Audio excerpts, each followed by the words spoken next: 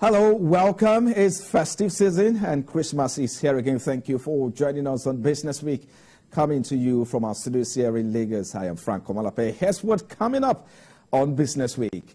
President Bola Tinubu approves a 50% slash in the cost of public transportation across Nigeria and directed a free train ride from December 21, 2023 to 4th of January 2024. Plus, the Office of the Vice President, in collaboration with the Bank of Industry, set to commence disbursement of loans to micro, small and medium enterprises by January 2024. And finally, outside Nigeria, UK inflation eased back to its lowest level for more than 2 years, at 3.9% in November from 4.6% in October. Now, this and many more are what to expect on the show today.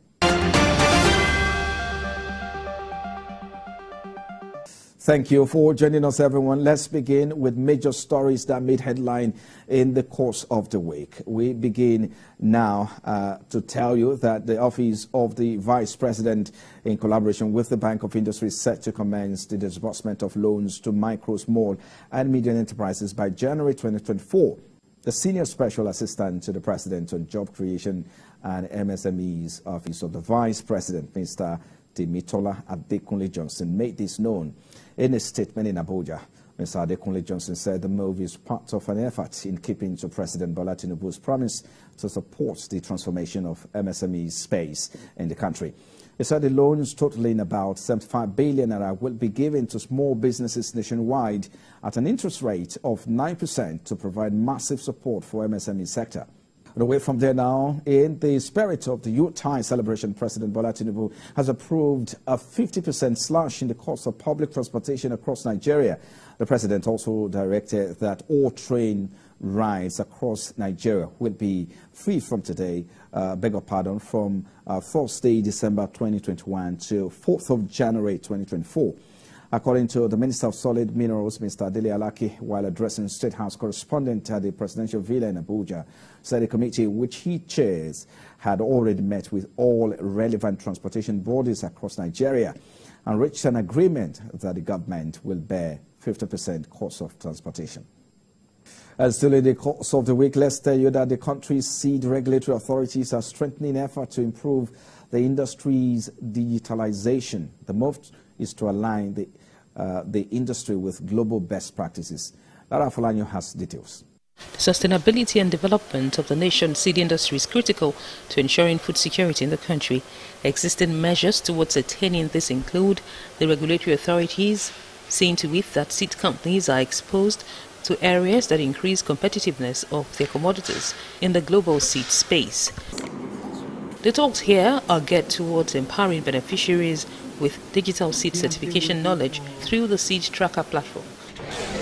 We are using the National Seed Tracker because we want the seed company to upload electronically, just as I told you, so that it saves time. By sending manually, you write, you print, a lot of money go and a lot of time. But as soon as you finish and you submit, we collect it. So that is the best practice that is being done worldwide. This is coming against the background of already engaging some licensed seed operators with the National Seed Tracker platform.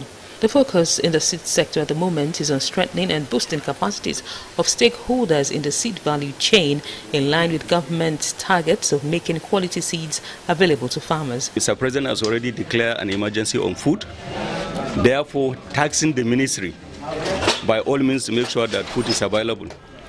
And as we are speaking now, the ministry has made a move and wheat bill has been established now and is still ongoing up to 15th of this month. And these people that we are training are the people that will go to the field, inspect that field and make sure that what is coming out of that field is a very good quality seed. Agricultural experts have lamented the state of the nation's seed companies, saying they do not operate efficiently and are advocating a seed community system that will increase their penetration into rural communities across the country. The seed industry in Nigeria continues to grapple with challenges of substandard and adulterated seeds, but the regulatory authorities have said they will not relent in their efforts at ensuring that these issues are effectively addressed. Lara Folanyo, TVC News, Abuja. And outside Nigeria now, official figures show that the UK inflation is back to its lowest level for more than 2 years last month, as falling petrol prices helped drive bigger than expected fall. Latest data from the Office for National Statistics said the rate of consumer prices index inflation declined to about 3.9% in November, down from 4.6% in October, and the lowest level since September 2021. Office for National Statistics Chief Economist Mr. Grant Faxner said inflation eased again to its lowest annual rate for over 2 years, but prices remain substantially above what they were before the invasion of Ukraine. The fall in inflation comes after the dramatic decline seen in October, when inflation dropped from 6.7% in September, enabling Prime Minister Rishi Sunak to declare an early victory in his goal to reduce inflation figure by the year end. Those were some of the biggest stories in the course of the week. And coming up after this break, well, our focus is on Nigeria's consumer spending and outlook for 2024 amid impact of high food inflation, especially in this festive season. Stay with us in a moment.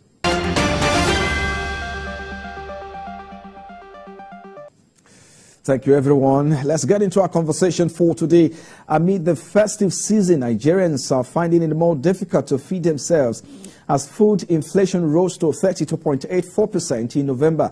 According to the National Bureau of Statistics, Consumer Price Index November 2023 report, headline inflation surged to 28.2% in November from 27.33% in October.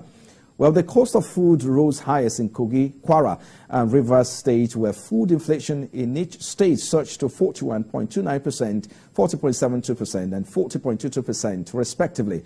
And for more analysis on Nigeria's consumer spending and outlook for 2024 amid impact of high food inflation, especially in the Yuletide. Well, I'm joined by economics analyst at CS, Dumebi Oluwole. He joins me virtually now. Thank you, Dumebi. Before joining us, let's start with your assessment of Nigeria's economic landscape and the business environment in 2023. How eventful has it been for you compared to other economies? Because it will seem the Nigerian economy is weathering the storm. So I'll start off by saying that both the global economy, the regional economy, and the domestic economy, which is Nigeria, that we're talking about now, has actually been through a very tough period in 2023. And even though things are beginning to taper out now and look better, showing a better prospect for 2024, it is very evident that the happenings of 2022 spilled over into 2023, and that significantly shaped the macroeconomic environment. So coming from 2022 and even from 2020, really, so let's start off with the COVID pandemic, right? So for instance, China was still facing lockdown measures, restrictive lockdown measures, even at the beginning of the year. And that did have a significant impact on the global markets, both the financial markets and the commodity markets. Then fast forward to 2022, where the Russia-Ukraine war, started. And the effects of that, which is higher inflationary pressures from fuel, from food items as well, spilled over into 2023, and that had a significant impact on inflationary pressures in the global economy. So countries like the US, UK, that experienced decade highs of inflation rates and started monetary policy tightening, and then that monetary policy tightening cycle further shaped the regional and domestic economic environment. So with the interest rates higher in the US and other global countries, other advanced economies, we saw capital outflows, right? Capital outflows and divestments from the domestic economy and other emerging markets, right? Out of Africa, out of Asia, out of other emerging markets, really, to take advantage of better yields and with more stable government securities in the US and the UK. So, and not only that, but other global central banks like the ECB as well. And what this meant was number one, currency pressures, right? So, for instance, the Nigerian naira, the Kenyan shilling, and South African rand have actually depreciated on average by over 20% year to date. So, the impact of the global environment, global geopolitical tensions, the increase in interest rates, that's the monetary policy tightening, spilled over into the regional economy and did affect several top economies, in Africa. You also look at what's happening with Ghana as well. And if you look at it, the problems are they cut across almost all the country. So from currency depreciations to inflation to slow growth to lower productivity, lower output, so we saw all of this, affecting and shaping the macroeconomic landscape in 2023. So that really sets the context and sets the tone as to how eventful, 2023 has been for both the global economy, the regional economy, and Nigeria. You also need to even consider the now Israel-Hamas war that is also ongoing, and the combination of all of these things feeding into the prospects for the Nigerian economy. Now, coming to the domestic economy now, Q1 started off with the cash crunch, and that cash crunch did, it did have a very significant negative impact on the economy. We saw GDP significantly decline. PMI, which is a forward-looking indicator to GDP growth and does tell as to the health of business activities and private sector activities in the country, it contracted significantly in Q1 2023 compared to Q1 2022. Very evident of what the cash crunch did do and how detrimental it was to key sectors of the economy, including manufacturing, the food and beverage sector, services sector, including trade and telecommunications as well. So even the construction sector as well, real estate as well. Those are sectors that were significantly impacted by the cash crunch. Leading on from that, we also witnessed the election, and the political tensions from there did also douse investor sentiments and still created this huge cloud of policy uncertainty as to how divergent the Tinubu administration would be compared to the Buhari administration, and all the underlying issues that did come up from there from the opposing parties and all of that. So we saw all of that shape the macroeconomic environment for Nigeria starting the year. So fast forward into Q3 and now Q4, we're still witnessing the spin-off of all of those events from 2022, from the global environment in 2023, the regional environment, and now the domestic environment. Food prices have more than doubled, petrol prices as well. Then the other thing is exchange rates.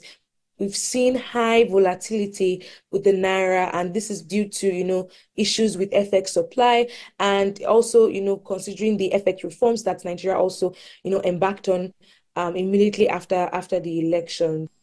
Well, great insights there. Setting the tone for 2024 fiscal year, given the picture you painted, what is likely to change with regards to macroeconomic environment? You talked about interest rates, high inflationary pressures, among other issues. So talk to us, what is likely to change in the coming year? Okay, so I'll start with the monetary policy side of things. So I would answer the question from the fiscal policy side and from the monetary policy side. And I'll start with monetary policy. So the key job of monetary policy authorities or I would say the key role is price stability. And in that price stability, we're looking at commodity prices and we're also looking at exchange rates. So starting with the exchange rate, we're already seeing the CBN's commitment, right, to getting this lump sum dollars that the CBN will use to service its FX backlog. I think currently estimated at over $6.7 billion.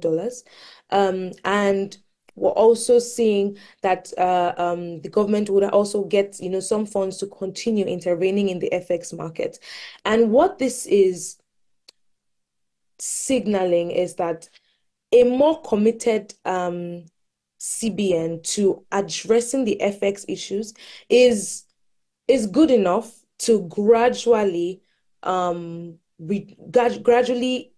increase investor sentiment. Now, the reason why I say the word gradually is because saying or committing to it is not enough, right? Investors and speculators actually need more than that. So we've already seen the CBN actually service some of these FX backlogs. I think the CBN governor in his speech to the CIBN did say that about 31 banks have been serviced. But the problem there is we don't know how many banks in total there are. So we don't even know how significant the servicing of 31 banks is. We don't also know how much this FX backlog is to know, whether the CBN has actually serviced about 20% or 15% or even 50%, right? But truth be told is there's an FX backlog that needs to be cleared. And the CBN clearly is on the path to making sure that that happens. So there is some anchoring, positive anchoring going on there, and we expect that to continue in 2024. So that's a bright spot. The next one is interventions in the FX market. Now, whenever whenever developing economies like Nigeria or even emerging markets take up significant reforms like liberalizing the exchange rate, the expectation is that the currency will depreciate and might even depreciate faster than anticipated, simply because if the country doesn't have enough dollars to continuously intervene in the market, there will be a free fall of the naira, and this will be due to speculative attacks, capital outflows, capital investment reversals and stuff. And we've seen that happen over the course of the year with foreign portfolio investors taking out their funds from the stock exchange. We're even seeing more outflows than inflows, right? So essentially, what I'm saying here is that there is leeway for the government, for the CBN rather, to intervene in the FX market just on the back of the reforms that has taken place. We've seen examples like that from Southeast Asia in 1997. So this means that the multilateral lenders, the international community will not be offended if the CBN does intervene in the FX market. And it also doesn't mean a return to where we were coming from, where the CBN did not allow the FX trade at its fair value. So what this means is we will see the currency keep depreciating, but at a slower pace. The key thing is the currency will still remain, it will continually trade at its fair value. So thus, that trickle in of interventions in the FX market is expected. So hopefully with the CBN getting the much needed dollars that it needs, we will see these interventions happen, consistently. That's by magnitude.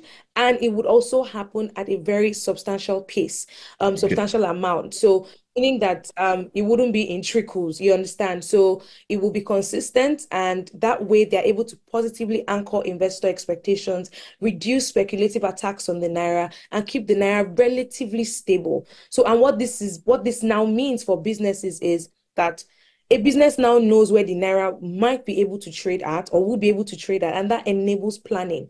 And this is because over the past 8 to 9 years, businesses have not been able to plan properly because today the exchange rate is 750 and tomorrow the exchange rate is 450, or they're not able to source enough of their dollars at the official rate. It will seem the global events such as geopolitical tensions, global inflation is one key indicator that economies of the world are battling with, focusing specifically on Nigeria's food inflation rising to about 32.84% in November. So what does this mean for consumer spending during the festive period? And how do you see consumer spending patterns changing as Nigeria approaches 2024? So it just simply means that consumer disposable income will still be low. We will still see consumers be more price resistant, price conscious, and price sensitive. So what this means is people will try to reduce their demand for commodities that are, number one, price elastic, so that's luxury items. They will focus more on necessities, and just we would see more of unit demand. So simply it just means that consumer disposable income, will remain low. People would continue to remain price sensitive, price conscious, and price resistance. So what this simply means is we would likely see reduced demand from consumers. This is because people are trying to rebalance their consumption basket to just fit the recent increase or the consistent increase in commodity prices. We also expect that people would focus more on prioritizing necessities over luxury goods. The other thing is that we'll see more of unit demand. So if a household used to purchase in bulk, so say a carton of noodles, we might see them reduce their consumption to maybe half a carton, or even now just buying a few units of the product. So that change in consumer behavior will remain in 2024, and this is because we still expect inflationary pressures to remain high. The only difference now is that we're seeing a gradual shift towards orthodoxy from the CBN. And the reason why this is important to mention is because of the CBN's approach in actually making sure that the monetary policy transmission mechanism between interest rates, that's the MPR, and other interest rates in the economy are actually rising in tandem. So we're seeing an increase in treasury bill yields, bond yields, and what that simply means is an increase in demand for those government securities that will help to mop up excess liquidity in the system, and then reduce the impact of money supply on inflationary pressures. But bear in mind that this doesn't mean inflation is going to significantly decline. What it just does is it helps to reduce the impact of money supply, which is one stoking factor on inflation. So in terms of consumer behavior, we still expect price sensitivity, price consciousness, and even on the higher end of the consumer spectrum, there's people that will still be able to spend a bit on luxury and stuff. We expect them to be more risk averse. So what this means is that you wouldn't find people taking risks with their income. So everybody's, the upper income earners will make sure that they are spending. If they're going to make a high ticket purchase, it has to be from a very credible source and reliable source. So, and that class of consumer would also remain brand loyal, right?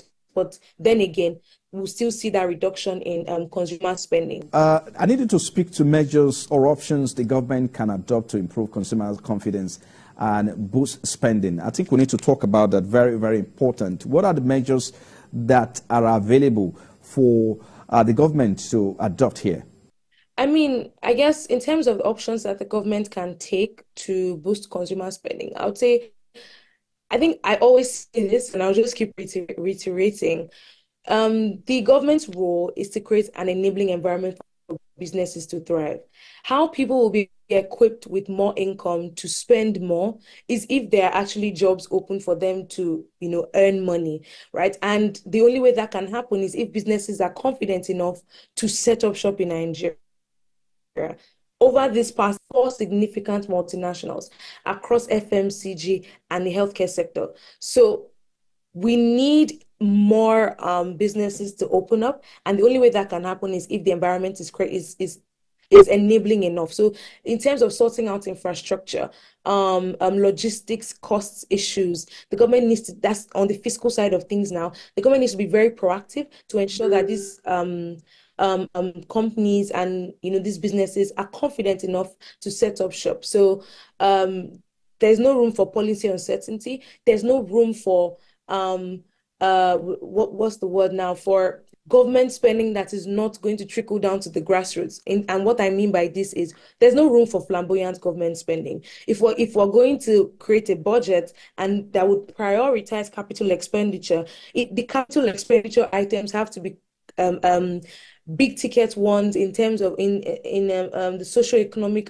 aspect of things, that's in health, education, roads, just to make sure that businesses find it, number one, easy to access raw materials. They find it easy to transport their goods across the country. They find it easy to also access markets, right? And then that way they're able to expand operations, employ more people that will now then, spend more. So it's still dependent on the government because that enabling environment for businesses to set up shop is extremely important.